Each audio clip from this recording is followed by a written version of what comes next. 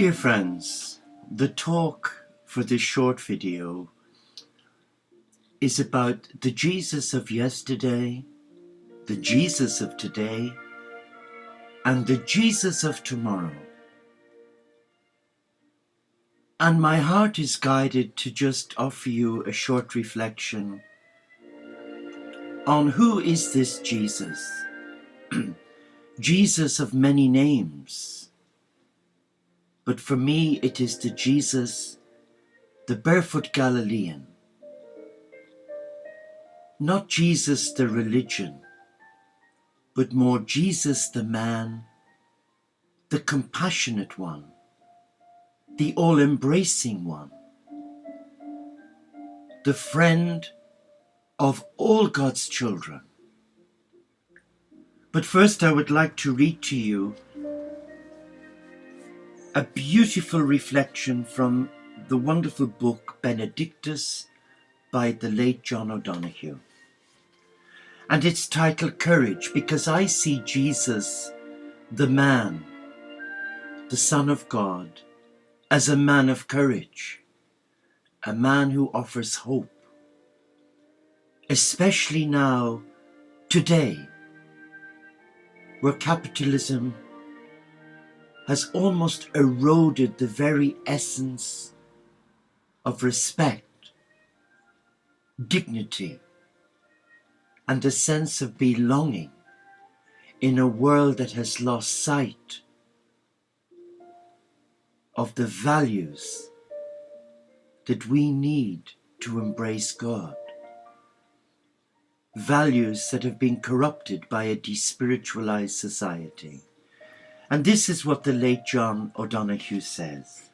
When the light around you lessens and your thoughts darken until your body feels fear turn cold as stone inside, when you find yourself bereft of any belief in yourself, and all you unknowingly leaned on has fallen, when one voice commands your whole heart and it is raven dark, steady yourself and see that it is your own thinking that darkens your world.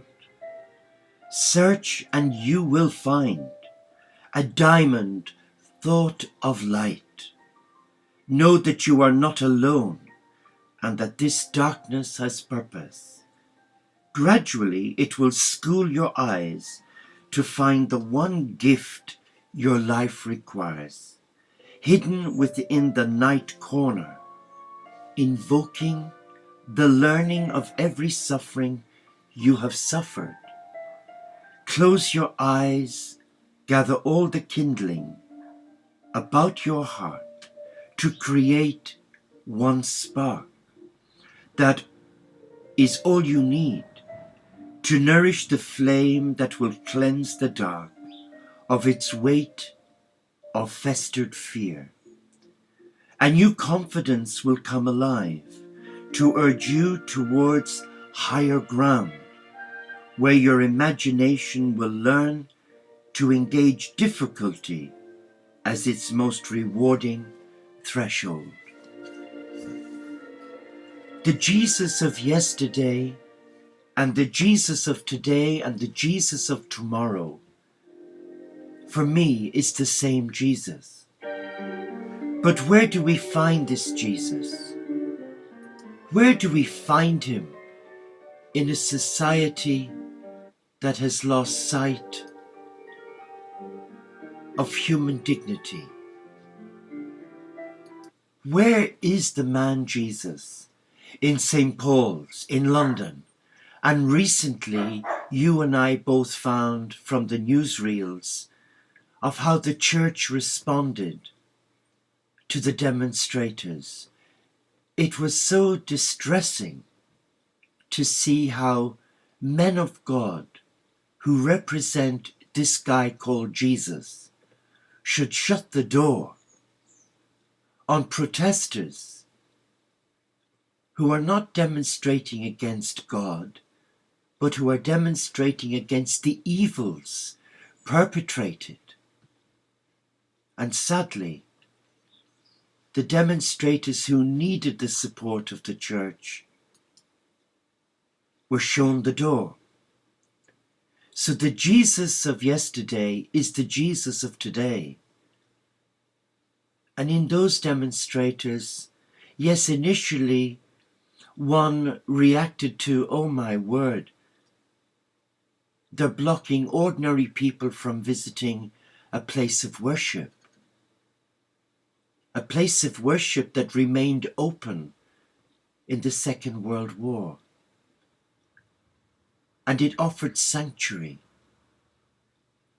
So what is the Jesus of today and tomorrow saying to the protesters at St. Paul's? Well, I get the feeling that Jesus is with those protesters. And though Jesus did say, my kingdom is not of this world, yes, I endorse that. But the Jesus, the barefoot Galilean, walks among his children today. And it is my belief that he walked amongst the children of God who were protesting against man's inhumanity to man, exploiting the very values that we cherish: dignity, respect, decency, companionship, compassion, and who exploited their own selfish desires and focused on the new religion, a religion of corruptibility and greed that is fashionable on the high street, and sadly demonstrated by the response of the church at St. Paul's.